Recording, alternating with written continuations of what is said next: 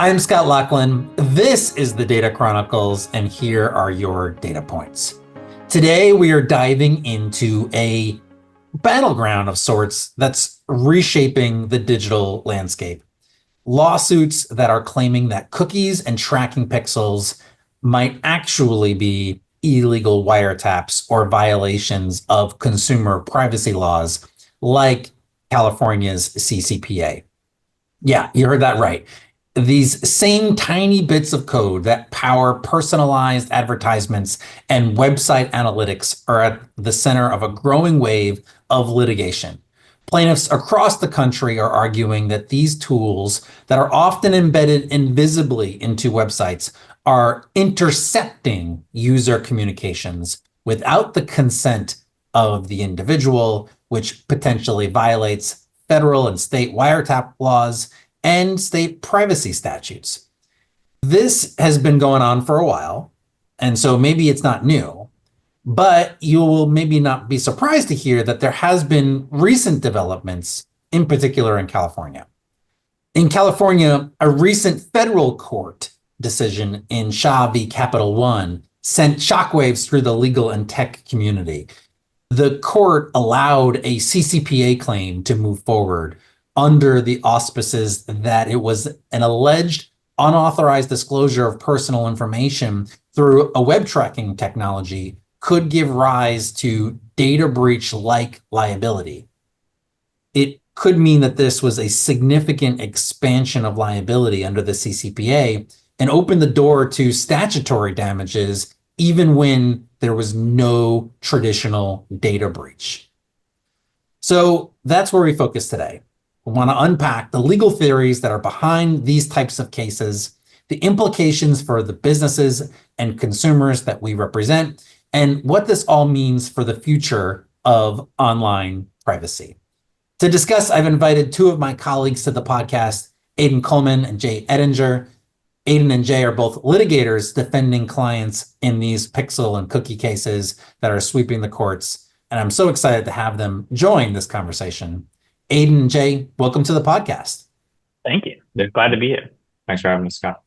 Aidan, why don't we get started with you? If you can maybe help, just give us a general overview and big picture. What are the types of claims that are being made around the uses of web tracking technologies, cookies, pixels, beacons, any number of different types of code that is being used all throughout the internet? And what are the potential liabilities that we're seeing now for clients who are using this ubiquitous technology? Yeah, Scott, happy to. It's a good question because I think it has changed a little bit over time as these cases have moved through the courts. I think as you alluded to earlier, the traditional claims that we were seeing being lodged against companies with websites where they employed monitoring technologies were, as you mentioned, brought under the federal and state wiretapping laws. Because some of those statutes have very particular requirements that we can maybe talk some more about, I think plaintiffs also brought a variety of other sorts of claims that you might expect to see, including claims, traditional common law claims, for instance, invasion of privacy, negligence, breach of fiduciary duty, among others. I think we've also seen claims being brought under different statutes. So, for instance, we've seen some plaintiffs try to expand the scope of these claims to include claims brought under the Register statute, as well as the Computer Fraud and Abuse Act. So if I'm thinking about it right, it sounds like the plaintiffs' firms that are targeting this area have been very creative in identifying a number of statutes and different types of common law principles to try to argue that this type of technology was in violation of those statutes, presumably then looking to build a class of affected individuals and then push forward in either litigation or more likely different types of settlements. Is that fair? Yeah, I think that's exactly right. I think because these technologies are so new and the space continues to develop, plaintiffs' lawyers have been very usually creative, and I think they want to make sure they're covering their bases to try to make sure that their claims can move forward in some capacity. And so depending on the plaintiffs' firms, some lawsuits are very targeted and will bring claims just under a singular statute.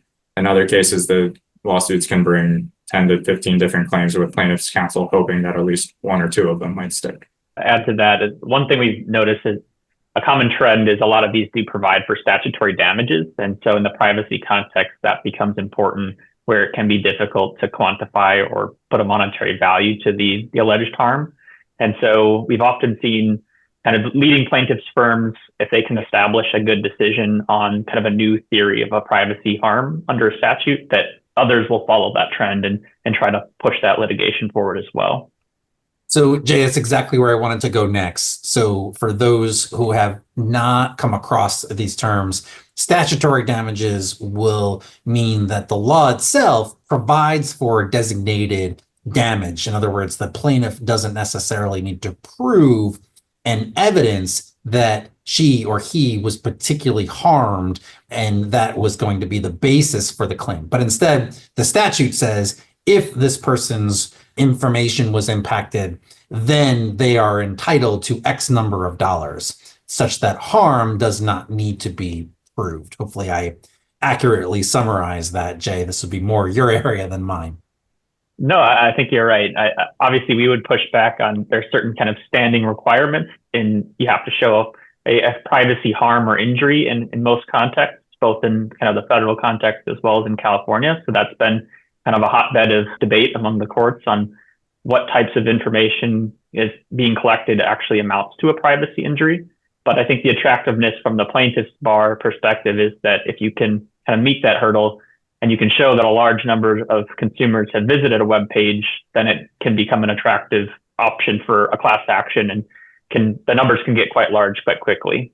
Right. So if I'd say, okay, if I'm a plaintiff's lawyer and I'm looking to, come after organizations, I may say, I would love to find a statute that has statutory damages so that I can make the case that I would like to bring easier.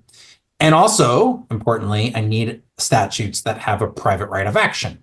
In other words, there may be statutes out there that will address the uses of online technologies, but if they're only enforced by the state attorney general or other law enforcement arms of the federal or state governments, then that doesn't help me as a plaintiff's lawyer bring a claim. Thus, we see a real focus on those statutes that have both statutory damages and private rights of action. The most common of which historically on these types of issues have been the VPPA, being the Video Privacy Protection Act, which has long been litigated to relate to how that would apply to the online streaming world. For those who love the statutory history, the VPPA was a statute that was intended originally to apply to the videotape rental histories of individuals. The case dates back to Judge Bork's confirmation hearings, where his video rental became the subject of news during his confirmation battle. And so the politicians at the time said, well, we don't really want to have our videotape rental history be disclosed to the public. And so as a result, we're going to need individuals to have to consent to set different types of disclosures, and then provided both the statutory damages and the private right of action. And then since that point, our society and technology has evolved, but plaintiffs' lawyers still point to that same statute and said, well, this may have been adopted to apply to videotapes, but the videotapes of our time is web streaming. And if you're going to use different types of technologies like cookies and beacons and pixels against the video watching, that itself is going to be in violation. Anyway, well, putting the history books aside, that is where we are. And so now I think, Jay, I'm interested in your perspective on where we are headed, right? Lots of claims around wiretaps, lots of claims against under CCPA and the various other two-party consent rules. A conversation maybe for a different day. But what is new and what is different is now the plaintiff's lawyers are saying, well, hey, there is this other big statute, you may have heard of it, the CCPA. And in some very limited contexts, it does provide for statutory damages and for a private right of action. Wouldn't it be great if that also applied in the online technology space? Yeah, Scott, I think you're spot on. I think a lot of plaintiffs firms are finding statutes that maybe weren't initially intended to cover these types of web tracking technologies, but are trying to find creative arguments to expand the scope of what might fall within some of the broad language used in those statutes.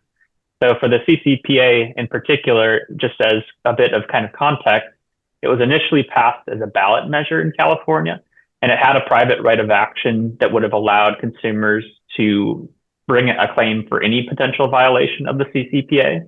But the California legislature took a much more narrow approach and adopted language that was intended to limit it towards kind of more traditional data breach actions and allowed for a kind of a narrow private right of action and allowed for recovery between $100 and $750 per consumer per incident. And even kind of in the passing of that, there was some back and forth from the state AG, which sought a broader definition of the private right of action. But in the end, it was what people up until recently understood to be limited to the data breach context.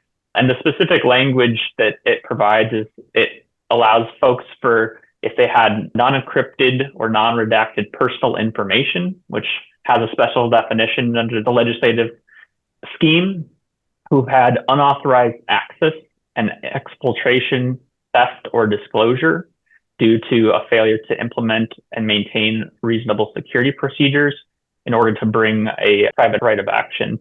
And that language has commonly been understood to being referred to kind of more traditional data breaches where a company's systems had been accessed and personal information had been disclosed.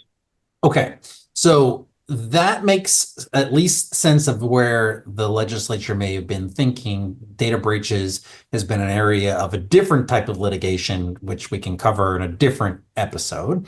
But in this context, I would say, most people who have used the internet would not typically see that the use of cookies and tracking technologies on a website, which again, is ubiquitous, it's everywhere, that itself would constitute a data breach such that it would trigger those statutory damages, as you mentioned, Jay. Like, in other words, people may hear, oh, well, this is only a little bit of money, right? $750 per consumer per incident doesn't sound like that's big dollars. But if you can imagine that all of a sudden, well, you multiply 750 times the number of people who have ever visited a website, well, then that number can be big indeed. So I guess, Aidan, question for you, have courts been looking at what would constitute a data breach under the CCPA and perhaps thinking about data breaches more broadly than what a layperson might?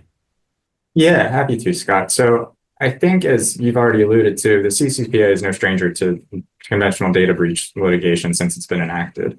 But I think what we've seen now in the Shaw case that you mentioned up top is the development of a slow evolution that some courts have taken towards the statute. And particularly, there's these two cases from about 2 years ago, both against Wells Fargo, in which district courts found that the CCPA could apply to the claims the plaintiffs were bringing, which centered around the fact that these plaintiffs had alleged that certain funds had gone missing from their bank accounts at Wells Fargo. And so what they were saying was that someone managed to get access to my account and transmitted funds outside of it that should not have had access to it. Wells Fargo argued in response, that wasn't the kind of traditional data breach that we thought that the CCPA would cover. Courts in response to that were construed, I think, plaintiffs' allegations generously and then said, it sounds like what they're saying was someone who should not have had access to this kind of information was able to get it. And so therefore there was both this unauthorized access and that there was disclosure or exfiltration of information as a result, even though there wasn't the more conventional data breach that you might think of, which involves a threat actor or a ransomware attack or something like that, which if you squint, you can see how a court might get there, even though it does look a little further afield from what you might, at least we typically see in data breach litigation. I think the further step that these courts have now taken, this in the Shaw decision, as well as a few others that preceded it, looked to those two decisions against Wells Fargo and then read them to mean, okay, well, I don't actually need to see a data breach so much as there is an unauthorized disclosure of information that the consumer did not give authorization for. which I think broadens the scope of the CCPA beyond what I think most people would necessarily understand applies to data breaches. That's really interesting, right? So it sounds like courts working through the definition, working through how these terms are used, and perhaps thinking of a data breach under the CCPA maybe a little bit broader than what had many originally interpreted it. And now, as we think about it applying to these web tracking cases, I guess the question is, this would be a big deal if other courts were to find that the uses of a tracking technology without the right type of consents would constitute a CCPA data breach and thus result in the potential for those statutory damages, up to $750 per website user per time. What is the argument that industry is bringing in response to these types of claims?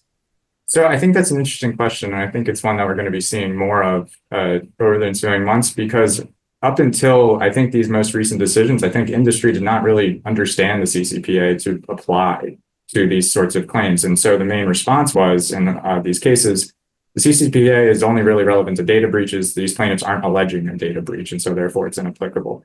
I think what we're going to see now that we've seen some courts are willing to read the statute more broadly are at least two come to mind.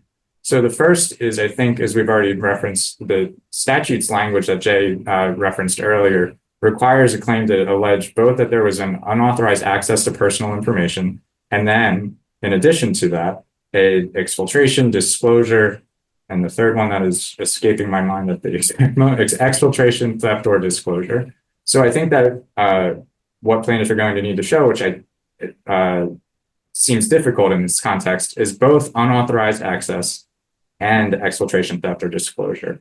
I think courts have latched onto the fact to allegations showing like, well, plaintiffs didn't want their browsing data showing their browsing activity was disclosed to a third party. But I think what's missing from that analysis is that first part of that statutory language is, does that mean it was there was unauthorized access to it? I don't think most people would think that a website owner's decision to deploy certain analytics technologies on its website means that there was unauthorized access to the information that was transmitted to the server that hosts that website. The second part that I think, which should probably provide some fruit for the industry to look to, is, as Jay mentioned, there's a very specific definition of personal information within the CCPA. And a lot of the data that reflects a user's browsing activity doesn't really fit neatly within that definition.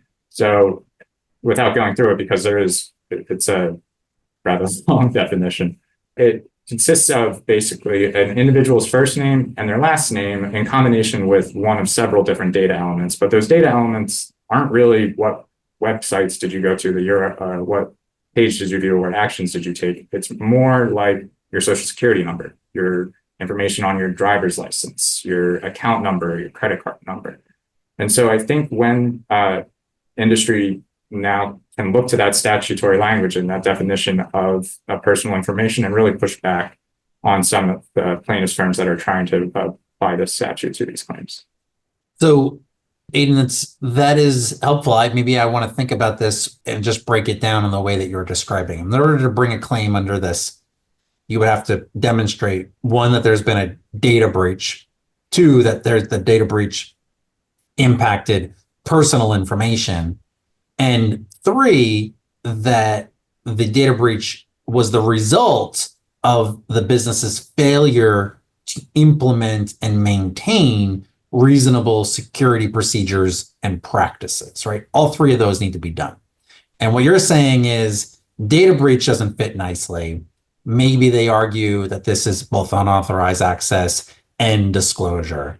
Second is that, at least in the United States, data breaches have a very specific definition that relate to specific types of personal information that may give rise to a harm to a consumer, in particular for identity theft. So as an aside there, right, in other words, US data breach laws, data breach notification statutes don't say that anytime there's been unauthorized access or acquisition of any personal data, that gives rise to a breach, right? In other words, let's say, Jay and I go to the movies and we don't invite you, Aidan, but we spend our entire time gossiping behind your back, that may be unauthorized disclosure by Jay and I about you because you didn't tell us that we could, gossip behind your back. But that's not a reason why we have to give a data breach notification notice to you, right? It's only when all of a sudden you have a disclosure of a name plus some other sensitive data that may give rise to a potential theft of someone's identity or concerns around identity theft or similar types of harms, or that issue is going to become in place. So that's number 2, right? That's personal data. And then 3 is that even if I prove that there's been a data breach, even if I prove that there is information, that personal information that was subject to it that gave rise to the types of concerns that are within the definition of personal information, I also need to demonstrate that the breach was in the violation of the duty to implement and maintain reasonable security procedures and practices, which to me seems like a huge stretch. If the company who was intending to use the web tracking technology used the web tracking technology, right? In other words, there was the implement and maintain. There was nothing accidental or unauthorized about this. They intended to use it. And the reasonable security procedures, security had really nothing to do with this particular implementation. So I guess maybe from your perspective, is that third prong around what constitutes reasonable security, do you sense that that's also going to be an area of dispute and litigation? Yeah, absolutely, Scott. I think that's just right. I know in these decisions, courts, I think, have been taking into account the fact that they are at the motion to dismiss stage, at which point they are trying to take plaintiff's allegations as true and drawing all reasonable inferences in plaintiff's favor. And so at that posture, and then coupled with the fact that these terms aren't defined in the CCPA, leads them to a point where they say, well, I'm just going to allow for discovery to take place, and then we'll see what happens down the road. I do want to make one other point that draws to mind, which is the fact that, and drawing onto one point that Jay said earlier, there are other provisions of the CCPA that govern the circumstances and the procedures through which companies can disclose, collect, use information that they gather about consumers. And the California legislature very pointedly only gave the California Attorney General the right to enforce those provisions, as opposed to these security breaches where there is this more limited private right of actions to consumers. And so I think, to your point, if the court can read security breaches or security measures that generally, it seems to render meaningless this division that the California legislature was trying to draw. And I would just add that I do think, even beyond some of the statutory language issues that Aidan referred to, that I think there will be more litigation about the legislative history and intent of this provision. I think the cases that we've seen kind of rule and expand the definition, it was kind of more of a tangential issue because I think the defendants viewed that as kind of settled issue that they wouldn't apply in this context.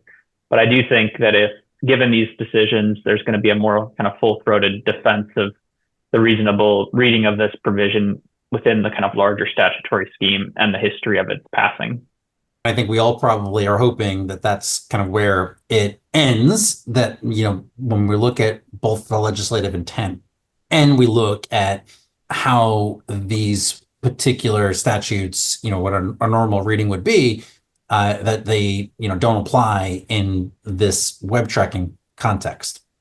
However, I think, as we all work with our clients on these types of issues, we're not really relying on the fact that, that no court will ever come to an opposite conclusion or result in unfavorable case law on these issues. And so, Jay, I'm interested in your perspective on how organizations, from a compliance and from a risk management point of view, may start to get out ahead of these types of concerns by perhaps implementing either their controls or implementing the technologies in specific ways that make it even more difficult for a plaintiff to argue that this constituted a data breach under the CCPA? Yeah, I think that it is difficult with a lot of these novel theories to predict exactly how they'll play out in the court, just in particular, just kind of given the early stages and the limited kind of circuit level decisions that we have interpreting these. And so we do often advise our clients generally to be proactive and kind of look for ways to mitigate against potential risk of litigation. First and foremost, by kind of having a program to review and understand what third-party tracking technologies are implemented on your website, what web pages they're firing on, because there are potentially for different types of websites more sensitive pages, such as forms where an individual may be inputting personal information into a website, is going to be more sensitive than kind of a general browsing page. And then also what information is being collected and fired. I think that the case is often the case that there are a lot of teams within a company that are using these technologies for different reasons, and it's not always clear who's implemented what and what's being collected. And so I think having some visibility into that and making sure you're collecting what's necessary for your business and for your marketing and advertising purposes, but that you have a sense of who it's being sent to and whether it's necessary for your business functions. Additionally, clients are considering whether to implement cookie banners and whether to go a step further and have more kind of affirmative opt-in consent models. Now, that's not required strictly under the CCPA. It's an opt-out model, which allows users to kind of opt out to have information collected. But there are individuals or clients who are considering whether that makes sense, kind of given the proliferation of these types of lawsuits.